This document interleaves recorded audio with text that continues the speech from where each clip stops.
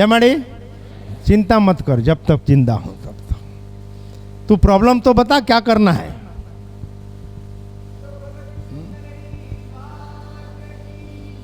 किससे करवाना है ये छोड़ दो आप। तो जेल में बैठे हैं तो पुलिस वाले से करवा देंगे, शमशान में बैठे हैं भूतड़ों से करवा देंगे, देवस्थान में बैठे हैं तो देवों से करवा देंगे, दुनियादारी में बैठे हैं तो इंसानों से करवा देंगे। चिंता नहीं करो, प्रॉब्लम तो बताओ। योम क्षेम वहाम यम, अगर तुम मेरे हो तो तुम्हारे कौशल क्षेम की जवाबदारी मेरी, टेंशन ही क्यों लेना बेटा। लेकिन ये जितनी भी सुविधाएं देव के तरफ से मिलती है, देव के सेवक के द्वारा मिलती है, वो मात्र मात्र मात्र हमको स्थिर करने की एक प्रक्रिया होती है। हमारे में श्रद्धा वाइब्रेट हो उसके लिए होता है, हम सेवा और भक्ति की तरफ मुड़े उसके लिए होता है, न कि उन सुविधाओं से संपन्न होने के बाद, सुख पाने के बाद हम व्यभिचारी हो जाएं, स्वार्थी हो जाएं, अहम में आ जाएं। इसके लिए ईश्वर के द्वारा ही कोई सुविधाएं नहीं दी जाती।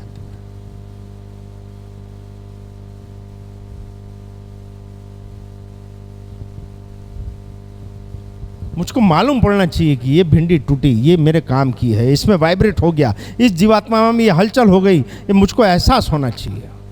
फिर तो आप चाहो तो ना छोड़े, और आपको मालूम नहीं पड़ेगा, वैसे वैसे माड़ी आपसे काम करवा लेंगे। फिर बढ़ो तो, डंडे खाओ तो, चमड़ी उधड़ाओ तो सही, धूप में तपो तो सही, लेकिन ये बिल्कुल निश्चित रखना बेटा, ईश्वर योग्य जीवात्मा को देखता है कि इसमें अब समय पक गया है, इसकी आत्मा जग गई है, इसकी चेतना जग गई है। और ये जगने की कोई उम्र नहीं होती, कोई उम्र नहीं होती। ये पहला स्थान होगा जहां पे 6 महीने से लेके 6 महीना छोड़ो पेट में है तब से। बीजी क्या उम्र है आपकी? ओ बीजी क्या उम्र है? 50 है? 85? खुश हो जी?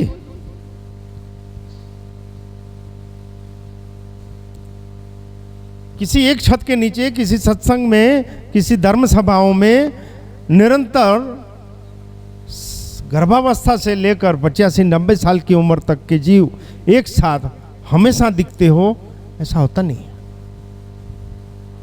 या होता हो तो आप बताओ कि जहां परिवार पूरा बैठता हो, जहां 2-2, 3-3 पीढ़ियां एक साथ बैठती, इससे ज्यादा सुख क्या होना है कि जिस घर में 2 पीढ़ी 3 पीढ़ी एक ही बात अपने कान के अंदर जान दे रही है, एक ही बात उसके दिमाग में चिंतन हो रही है। अगर हमारा एक बात सुनो बेटा, अगर हमारा श्रवण ठीक नहीं होगा, हमको टाइम नहीं है आज, ये बात सही है, हमारे पास समय नहीं है, लेकिन अगर हमारे पास श्रवण नहीं होगा तो हमारा चिंतन कैसे होगा? और अगर हमारा चिंतन नहीं होगा तो मनन कैसे होगा? और मनन बगैर का जीव तो मुर्दे से क्या ज्यादा है। जिसमें चिंतन ना हो, स्वाध्याय ना हो, जिसमें मनन न किया गया, किसी बात का जो मंथन न करता हो, वैसी जीवात्मा तो मृतात्मा जैसी हो गई। क्या फर्क है एक पशु और पक्षियों में और इंसानों में? क्या फर्क है बेटा? आप पशु योनि में चले जाओ, गाय भैंस भैंसा कुत्ता घोड़ा चाहे ये कुछ भी बन जाओ, तो घास चारे और शारीरिक संबंध करने के लिए आपको मादा तो मिल ही जाएगी, कहीं कुछ भी अन्न मिल जाएगा, मिलेगा नहीं मिलेगा। आप अगर पक्षी योनि में जा रहे हो, कबूतर बन जा रहे हो, आप तोता बन जा रहे हो, आप कोयल बन जा रहे हो, आप नीलकंठ बन रहे हो, कुछ भी बन रहे हो, तो दाने और कीट पतंगे तो मिलने वाले हैं, हाँ या ना? एक ही योनि, मात्र एक योनि, सिर्फ एक योनि 84 लाख में एक ही योनि, मनुष्य योनि, जिसमें हम चिंतन मनन कर सकते हैं, श्रवण कर सकते हैं, जिसमें हम उनके बारे में सोच सकते हैं जिसको हमने देखा नहीं,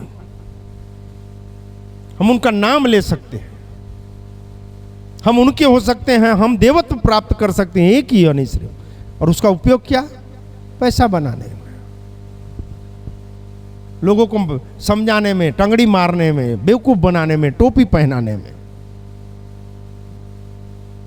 एक चांस मिल गया, कितने समय का चांस है नहीं मालूम।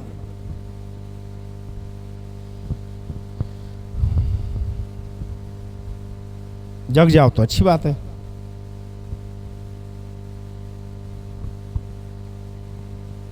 जग जाओ तो अच्छी बात है।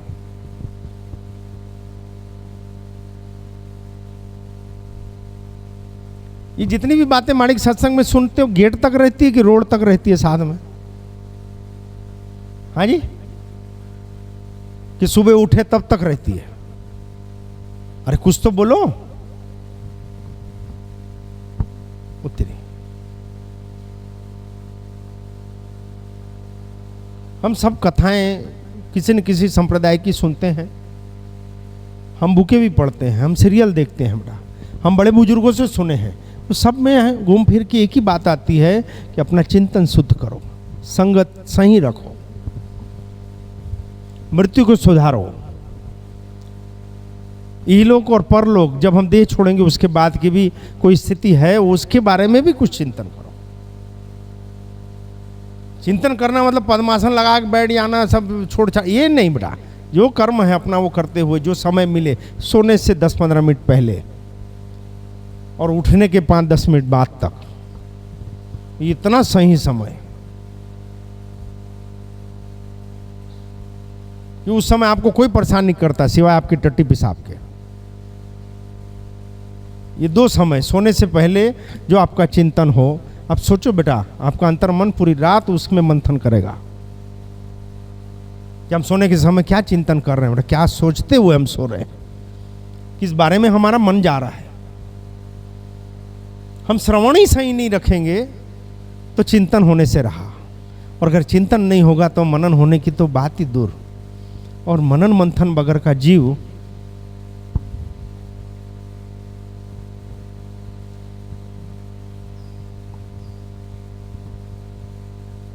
एक मौका मिल जाए तो छोड़ना क्यों?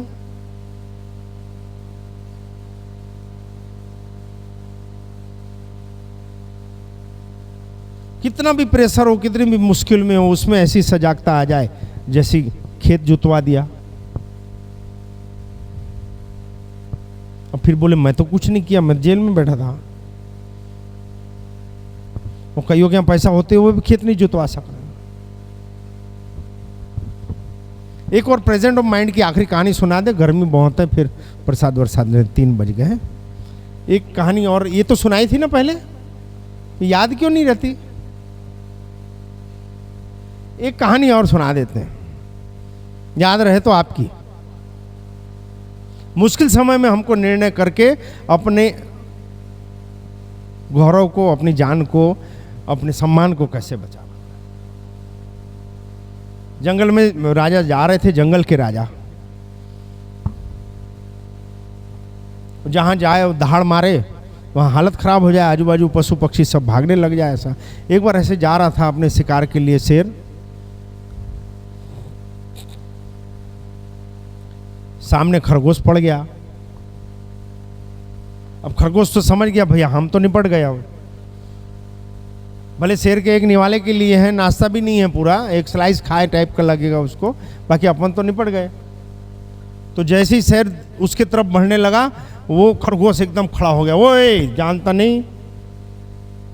अब खरगोश का ऐसा बोलना, ओए शेर जानता नहीं मेरे को, उसको बड़ा ताज्जुब हुआ, यार ये साला खरगोश, नहीं सींग न दांत न नखून न कुछ नहीं, ये मेरे सामने खड़ा होकर ललकार रहा है।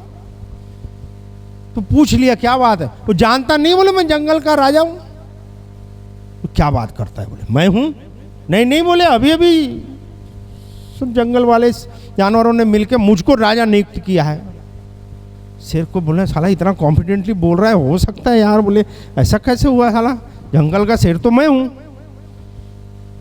क्यों आपको भरोसा नहीं आ रहा है? बोले चलो जंगल में मेरे साथ, अभी दिखाता हूं। बोले ऐसी बात है, चल। अब आगे आगे खरगोश, पीछे पीछे शेर। जय माड़ी, आगे आगे खरगोश, पीछे पीछे शेर। और जहाँ जानवर मिले खरगोश चिल्लाए कैसे। अब उन लोग देखे इधर और जो भागे गदगिद गदगिद, जहाँ जानवर दिखे खरगोश चिल्लाए वे, ओ जंगल के जानवर भगे। राजा जो शेर चल रहा था पीछे उसको टेंशन हो गया, अरे यार ये जिसको आवाज लगाता है भग जाता है। सुबह से दोपहर तक खरगोश उसको जंगल घुमाया, और जहां जहां खरगोश जाए जोर से आवाज लगाए, जानवर इधर देखे और जो भागे। शेर भी कंफ्यूज हो गया, यार सच में यार ये तो राजा है, इतना डर रहे हैं सब लोग। और जहां खरगोश का वो खोल के आया घुसने का, वहां तक ले गया खरगोश और फूक लेने अंदर घुस गया। फिर शेर को समझ नहीं आया हुआ क्या यार, कि पूरा जंगल इससे कांप रहा है।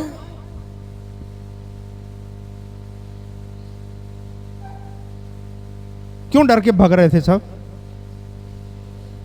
हाँ जी, संगत होनी चाहिए समझ के साथ।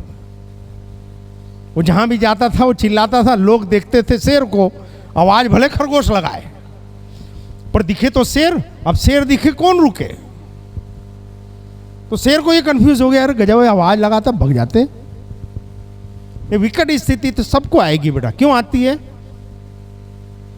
हमारे को नापने के लिए, हमको पहचानने के लिए, हमारी शक्तियों की समझ देने के लिए आती है। हम उनसे समझ नहीं लेते, हम अपडेटेड नहीं होते, लेकिन हम रोने बैठ जाते हैं। हमको ये तकलीफ है, हमको वो कमी है, हमारे को ये नहीं हो रहा है, हमको वो नहीं मिल रहा है। इसलिए सजाग हो, चिंतन करो बेटा। जिस भी संप्रदाय में हो, जिस भी ग्रंथ में आपकी, जिस भी वेदों में आपकी श्रद्धा हो, उसका पठन करो, उसका श्रवण करो, उसका चिंतन करो, और अटूट श्रद्धा रखो कि कोई तो है ऐसा जो हमारी मर्जी नहीं चलने देता, कोई तो ऐसा है जो हमारा शुभ चाहता हो। ऐसी अटूट श्रद्धा,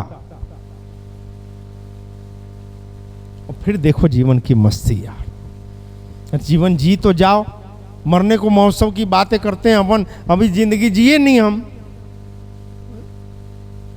कईयों को पूछते हैं भैया जी कैसे, कब से? अरे अब तो घर में बहुत आनंद है। कब से? माड़ी धाम आए तब से। कब से आ रहे हो? 1 साल हुआ। तो इसके पहले ढो रहे थे, जिंदगी को ढो रहे थे, जिंदगी काट रहे थे। आप सबको सद्बुद्धि मिले, सब प्रेम में तरबोर रहो, ऐसी शुभकामनाएं। जय मणि।